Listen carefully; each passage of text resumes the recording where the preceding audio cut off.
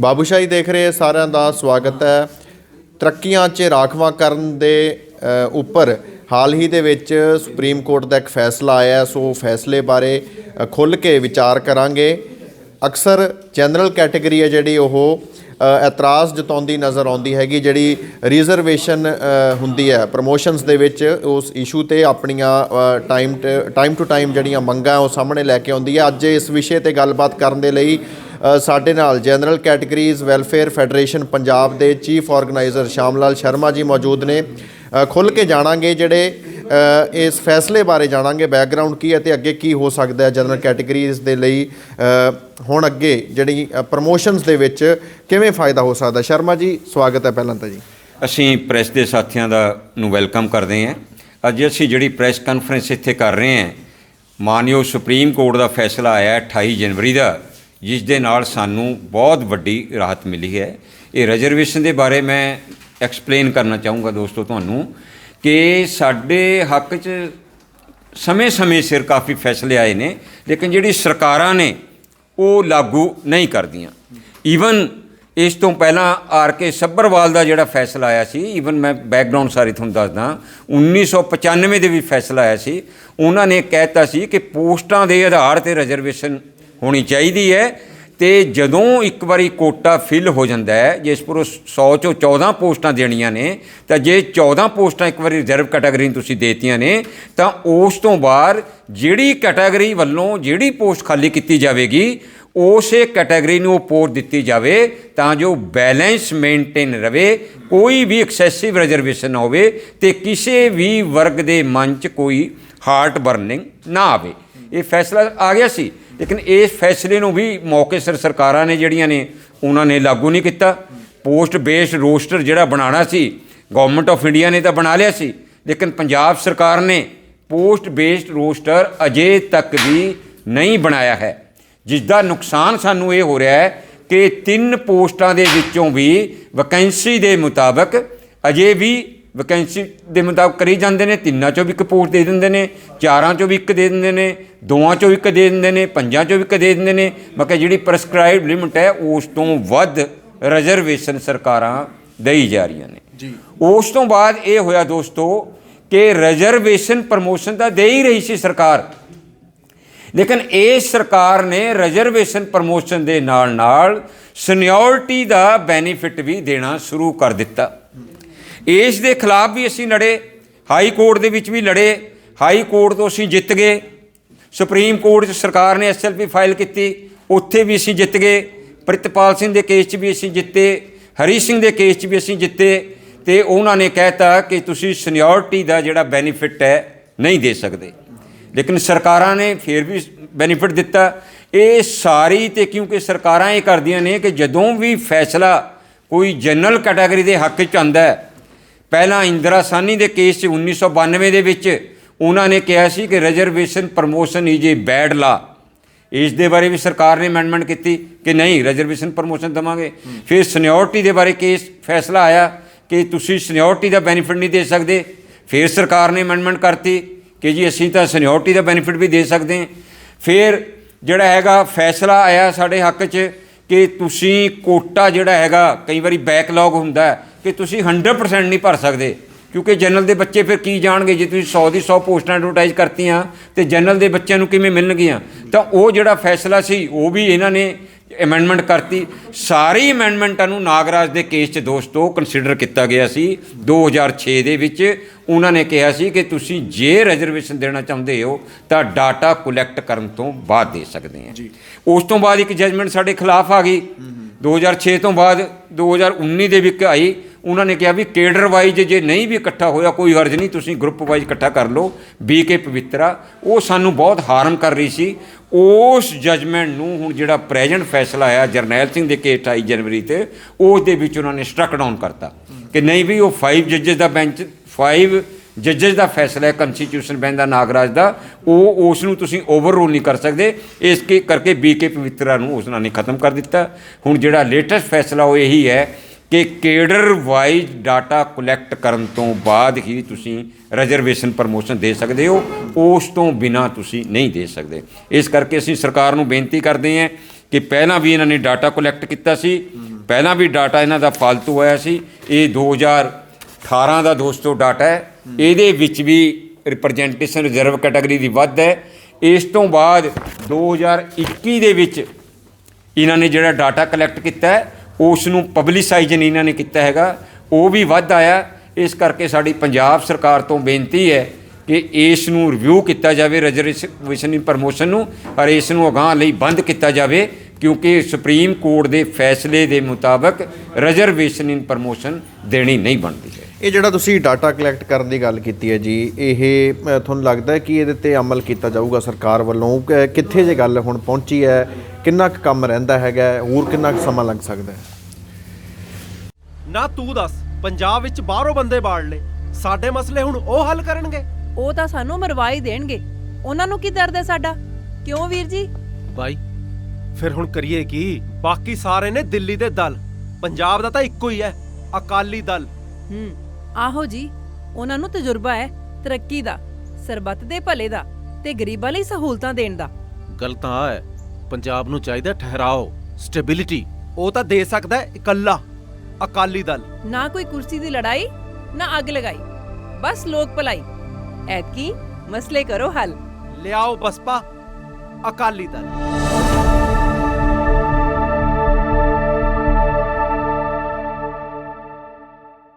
ਸਾਨੂੰ ਇਹ ਜ਼ਰੂਰ ਪਤਾ ਲੱਗਿਆ ਹੈ ਕਿ ਜੋ 2021 ਦੇ ਵਿੱਚ ਇਹਨਾਂ ਨੇ ਡਾਟਾ ਕਲੈਕਟ ਕੀਤਾ ਹੈ, ਸਰਕਾਰ ਦੇ ਉੱਪਰ ਤੁਹਾਨੂੰ ਯਾਦ ਹੋਣਾ ਕਿ ਪ੍ਰੈਸ਼ਰ ਵੀ ਪਿਆ ਸੀ ਕਿ 85th ਅਮੈਂਡਮੈਂਟ ਲਾਗੂ ਕੀਤੀ ਜਾਵੇ।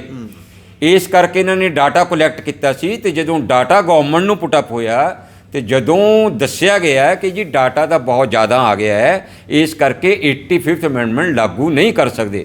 ਅਸੀਂ ਲੋਕਾਂ ਨੇ ਵੀ ਬੜਾ ਰੌਲਾ ਪਾਇਆ ਉਦੋਂ, ਤੇ ਪ੍ਰੈਸ ਨੋਟ ਵੀ, ਪ੍ਰੈਸ ਕਾਨਫਰੰਸਿਸ ਵੀ, ਐਜੀਟੇਸ਼ਨ ਵੀ ਸਟਾਰਟ ਹੋਈ, ਤੇ ਅਸੀਂ ਕਿਹਾ ਕਿ ਤੁਸੀਂ ਇਹ ਲਾਗੂ ਨਹੀਂ ਕਰ ਸਕਦੇ। ਤੇ ਮੈਨੂੰ ਲੱਗਦਾ ਕਿਤੇ ਨਾ ਕਿਤੇ ਸਰਕਾਰ 'ਤੇ ਅਸਰ ਪਿਆ ਹੈ ਕਿ ਵੀ ਜਦੋਂ ਡਾਟਾ ਕਲੈਕਟ ਹੈ ਜ਼ਿਆਦਾ ਆ ਗਿਆ ਹੈ, ਤੇ ਇਸ ਕਰਕੇ 85th ਅਮੈਂਡਮੈਂਟ ਲਾਗੂ ਨਾ ਕਰੋ। ਰਿਜ਼ਰਵੇਸ਼ਨ ਪ੍ਰਮੋਸ਼ਨ ਦੇ ਰਹੇ ਹੈ, ਜਨਰਲ ਵਾਲੇ ਤਾਂ ਏਜ ਦੇ ਵੀ ਖਿਲਾਫ ਹੈ, ਤੇ ਜੇ ਸੀਨੀਅਰਟੀ ਦਾ ਬੈਨੀਫਿਟ ਦੇ ਦਿਓਗੇ ਫਿਰ ਤਾਂ ਹੋਰ ਵੀ ਕੰਮ ਖਰਾਬ ਹੋ ਜਾਣਾ ਹੈ। ਈਵਨ ਸਰਕਾਰ ਨੇ, ਜਿਹੜੀ ਪ੍ਰੈਜ਼ੈਂਟ ਸਰਕਾਰ ਹੈ, ਇਸ ਨੇ ਸਾਡੇ ਖਿਲਾਫ ਨਹੀਂ ਫੈਸਲਾ ਕੀਤਾ ਕੋਈ ਵੀ ਰਿਜ਼ਰਵੇਸ਼ਨ ਦੇ ਆਧਾਰ 'ਤੇ। ਈਵਨ ਸਾਡੇ ਵਾਸਤੇ ਤਾਂ ਇਹਨਾਂ ਨੇ ਜਨਰਲ ਕੈਟਾਗਰੀ ਦੀ ਵੈਲਫੇਅਰ ਵਾਸਤੇ ਇੱਕ ਕਮਿਸ਼ਨ ਵੀ ਬਣਾ ਦਿੱਤਾ ਹੈ। ਇਸ ਪੱਖੋਂ ਅਸੀਂ ਸਰਕਾਰ ਦੇ ਧੰਨਵਾਦੀ ਹਾਂ। ਅਸੀਂ ਬੇਨਤੀ ਵੀ ਕਰਦੇ ਹਾਂ ਕਿ ਇਹ ਸਾਡਾ ਜਿਹੜਾ ਕਮਿਸ਼ਨ ਹੈ, ਇਸ ਨੂੰ ਸਟਰੈਂਥਨ ਕੀਤਾ ਜਾਵੇ। ਜੀ, ਤੁਸੀਂ ਕਮਿਸ਼ਨ ਦੀ ਗੱਲ ਕੀਤੀ ਹੈ ਜਿਹੜਾ ਹਾਲ ਹੀ ਦੇ ਵਿੱਚ ਸੈਟਅਪ ਕੀਤਾ ਗਿਆ ਸੀ ਪੰਜਾਬ ਸਰਕਾਰ ਵੱਲੋਂ, ਪਰ ਉਹਦੇ ਵੀ ਜਿਹੜੇ ਚੇਅਰਪਰਸਨ ਸੀਗੇ ਫਿਲਹਾਲ ਉਹ ਆਪ ਇਲੈਕਸ਼ਨਾਂ 'ਚ ਖੜੇ ਹੋਏ ਨੇ, ਕੰਟੈਸਟ ਕਰ ਰਹੇ ਨੇ। ਤੇ ਕੀ ਲੱਗਦਾ ਹੈ ਕਿ ਜਿਹੜਾ ਇਹ ਕਮਿਸ਼ਨ ਸੀਗਾ ਇਹ ਕਦੋਂ ਤੱਕ ਪੂਰੇ ਤਰੀਕੇ ਦੇ ਨਾਲ ਜਿਹੜਾ ਹੈਗਾ ਵਰਕਿੰਗ ਪੋਜੀਸ਼ਨ 'ਚ ਆ ਸਕਦਾ ਜੀ?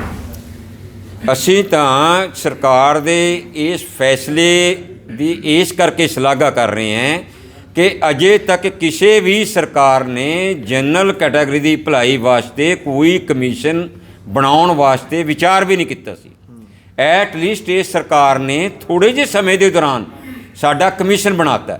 ਇਹ ਸਾਡੀ ਬੈਡ ਲੱਕ ਹੈ ਕਿ ਜਿਹੜੇ ਸਾਡੇ ਚੇਅਰਪਰਸਨ ਲੱਗੇ ਨੇ ਉਹਨਾਂ ਨੂੰ MLA ਦੀ ਟਿਕਟ ਮਿਲ ਗਈ ਹੈ। ਨੈਚੁਰਲੀ ਮੈਨੂੰ ਲੱਗਦਾ ਉਹ ਰਿਜ਼ਾਈਨ ਕਰਨਗੇ। ਦਿਸ ਮੀਨਸ ਇਹਦੀ ਵਰਕਿੰਗ ਸਟਾਰਟ ਨਹੀਂ ਅਜੇ ਹੋਏਗੀ, ਲੇਕਿਨ ਅਸੀਂ ਬੇਨਤੀ ਕਰ ਸਕਦੇ ਹਾਂ ਸਰਕਾਰ ਨੂੰ ਕਿ ਇਸ ਨੂੰ ਸਟਰੈਂਥਨ ਕੀਤਾ ਜਾਵੇ।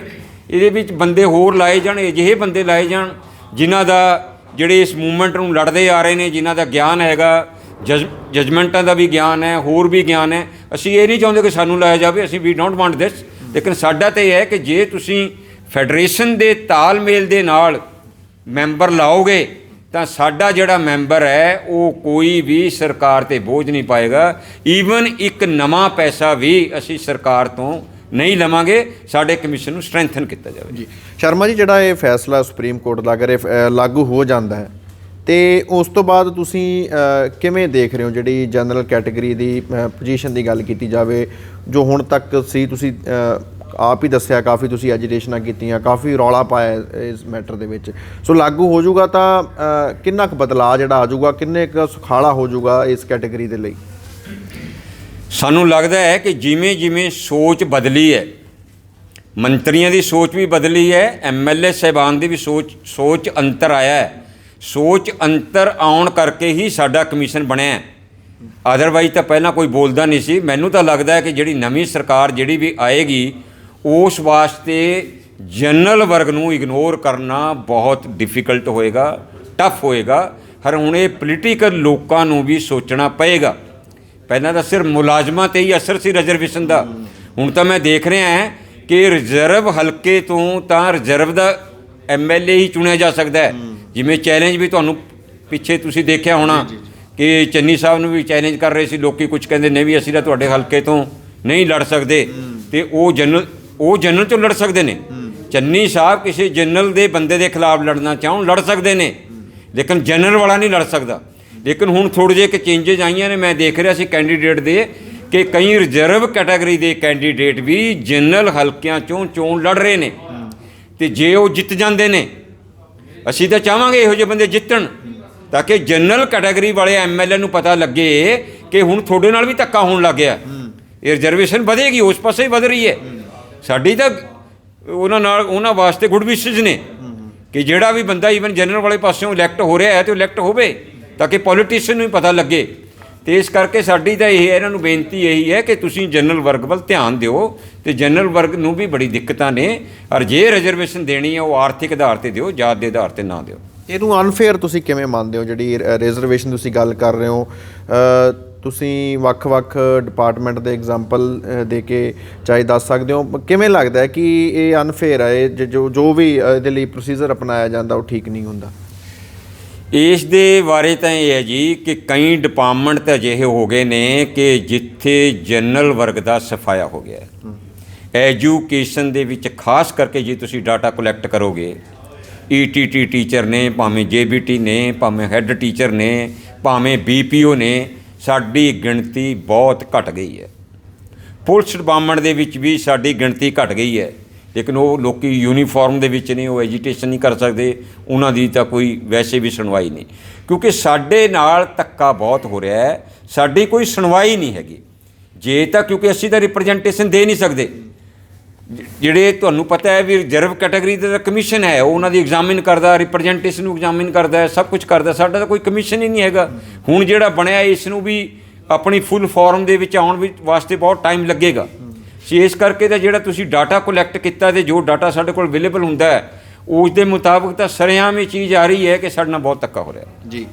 ਅਕਸਰ ਇਹ ਵੀ ਦੇਖਿਆ ਜਾਂਦਾ ਕਿ ਜਿਹੜਾ ਤੁਹਾਡੀ ਮੰਗ ਹੁੰਦੀ ਹੈ ਉਹਨੂੰ ਕਾਊਂਟਰ ਵੀ ਕੀਤਾ ਜਾਂਦਾ ਹੈ, ਜਿਹੜੇ ਰਿਜ਼ਰਵਡ ਜਿਹੜੇ ਹੁੰਦੇ ਨੇ, ਜਿਹੜੇ ਉਹਨਾਂ ਨੂੰ ਕਿਉਂਕਿ ਇਫੈਕਟ ਹੁੰਦਾ ਹੈ ਇਸ ਚੀਜ਼ਾਂ ਦੇ ਨਾਲ। ਹੁਣ ਜੇ ਇਸ ਫੈਸਲੇ ਨੂੰ ਵੀ ਉਹ ਅਪੋਜ਼ ਕਰਨਗੇ, ਉਹ ਆਪਣੀ ਕੋਈ ਪਟੀਸ਼ਨ ਪਾਉਂਦੇ ਨੇ, ਫਿਰ ਕਿਸ ਤਰੀਕੇ ਦੀ ਪ੍ਰੋਬਲਮ ਆ ਸਕਦੀ ਹੈ?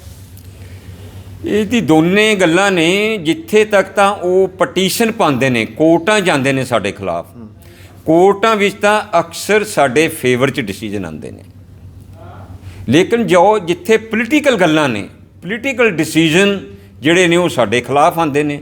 ਇਸ ਕਰਕੇ ਫਾਈਟ ਚੱਲ ਰਹੀ ਹੈ, ਇਹਦੇ ਵਿੱਚ ਅਸੀਂ ਤਾਂ ਕੁਝ ਨਹੀਂ ਕਰ ਸਕਦੇ। ਅਸੀਂ ਆਪਣੀ ਆਵਾਜ਼ ਬੁਲੰਦ ਕਰ ਸਕਦੇ ਹਾਂ, ਕਿਉਂਕਿ ਸਾਡੀ ਉਹਨਾਂ ਨਾਲ ਆਪਸੀ ਲੜਾਈ ਤਾਂ ਕੋਈ ਨਹੀਂ, ਸਰਕਾਰ ਦੀ ਪਾਲਿਸੀ ਦੇ ਅਗੇਂਸਟ ਲੜਾਈ ਹੈ ਕਿ ਵੀ ਤੁਸੀਂ ਜੋ ਇਹ ਕਰ ਰਹੇ ਗਲਤ ਕਰ ਰਹੇ ਨੇ, ਤੁਸੀਂ ਗਲਤ ਨਾ ਕਰੋ ਜੀ। ਸ਼ਰਮਾ ਜੀ, ਆਖਰੀ ਸਵਾਲ, ਹੁਣ ਤੁਸੀਂ ਫਿਲਹਾਲ ਇਹ ਫੈਸਲਾ ਲਾਗੂ ਕਰਨ ਦੀ ਮੰਗ ਕਰ ਰਹੇ ਹੋ, ਪਰ ਚੋਣਾਂ ਦਾ ਮਾਹੌਲ ਹੈ, ਚੋਣ ਜਾਬਤਾ ਲੱਗਿਆ ਹੋਇਆ, ਤੇ ਹੁਣ ਇਲੈਕਸ਼ਨ ਹੋਣਗੇ, ਉਸ ਤੋਂ ਬਾਅਦ ਪਤਾ ਨਹੀਂ ਕਿਹੜੀ ਸਰਕਾਰ ਆਊਗੀ, ਤੇ ਕੋਈ ਵੀ ਸਰਕਾਰ ਆਊਗੀ, ਫਿਰ ਉਹਦੇ ਅੱਗੇ ਫਿਰ ਤੁਸੀਂ ਇਹ ਜਿਹੜੀ ਮੰਗ ਹੈ ਦੁਬਾਰਾ ਕਿਵੇਂ ਲੈ ਕੇ ਜਾਓਗੇ? ਕਿਸ ਤਰੀਕੇ ਦੇ ਨਾਲ ਪ੍ਰੈਸ਼ਰਾਈਜ਼ ਕੀਤਾ ਜਾਊਗਾ ਉਹਨਾਂ ਨੂੰ? ਅਸੀਂ ਤਾਂ ਸਰਕਾਰਾਂ ਦੇ ਉੱਪਰ ਇਹੀ ਦਬਾਅ ਪਾਵਾਂਗੇ ਕਿ ਤੁਸੀਂ ਜਿਹੜੇ ਕੋਰਟਾਂ ਦੇ ਫੈਸਲੇ ਨੇ ਉਹਨਾਂ ਨੂੰ ਲਾਗੂ ਕਰੋ।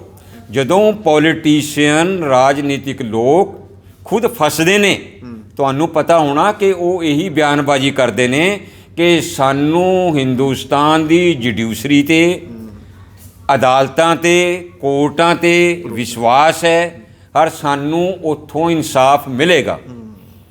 ਤੇ ਜਦੋਂ ਸਾਨੂੰ ਇਨਸਾਫ ਮਿਲਦਾ, ਜਨਰਲ ਕੈਟਾਗਰੀ ਵਾਲਿਆਂ ਨੂੰ, ਮੁਲਾਜ਼ਮਾਂ ਨੂੰ ਮਿਲਦਾ ਹੈ, ਅਫਸਰਾਂ ਨੂੰ ਮਿਲਦਾ ਹੈ ਸਾਨੂੰ, ਤਾਂ ਸਾਡੇ ਵਿੱਚ ਫਿਰ ਦੂਜੇ ਮਾਪਦੰਡ ਕਿਉਂ ਬਣਾਏ ਜਾਂਦੇ ਨੇ?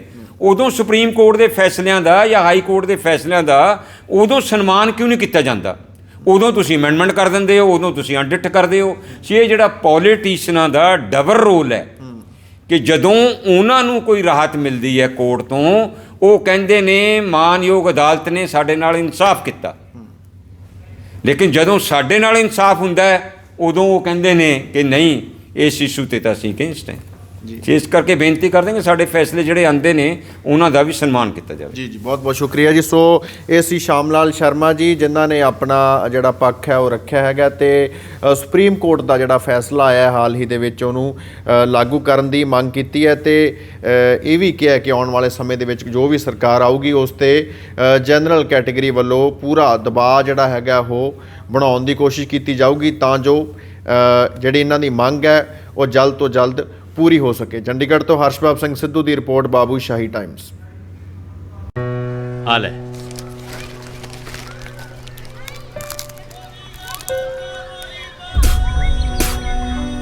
ਓ ਯਾਰ ਕਹੇ ਜੀ ਮੂੰਗਫਲੀ ਖਵਾਈ ਜਾਂਦਾ ਕੌੜੀ ਹੈ, ਹਟਾ ਇਹਨੂੰ।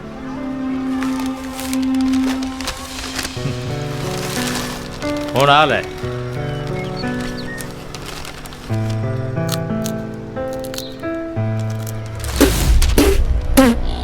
ਓਏ ਯਾਰ ਕੀ ਹੋ ਗਿਆ ਤੈਨੂੰ? ਉਹੀ ਸੜੀ ਮੂੰਗਫਲੀ ਨਵੇਂ ਲਿਫਾਫੇ 'ਚ ਪਾ ਕੇ ਫਿਰ ਖਵਾਈ ਜਾ ਰਿਹਾ ਮੈਨੂੰ, ਕਮਲਾ ਸਮਝਿਆ ਮੈਨੂੰ? ਤੂੰ ਹੀ ਤੇ ਸਿਫਤਾਂ ਕਰਦਾ ਸੀ ਨਵੇਂ ਮੁੱਖ ਮੰਤਰੀ ਦੀਆਂ। ਓਏ ਲਿਫਾਫਾ ਹੀ ਬਦਲਿਆ, ਕੌੜੀਆਂ ਮੂੰਗਫਲੀਆਂ ਤਾਂ ਉਹੀ ਨੇ, ਉਹੀ ਝੂਠੇ ਵਾਅਦੇ ਤੇ ਲਾਰਿਆਂ ਵਾਲੀ।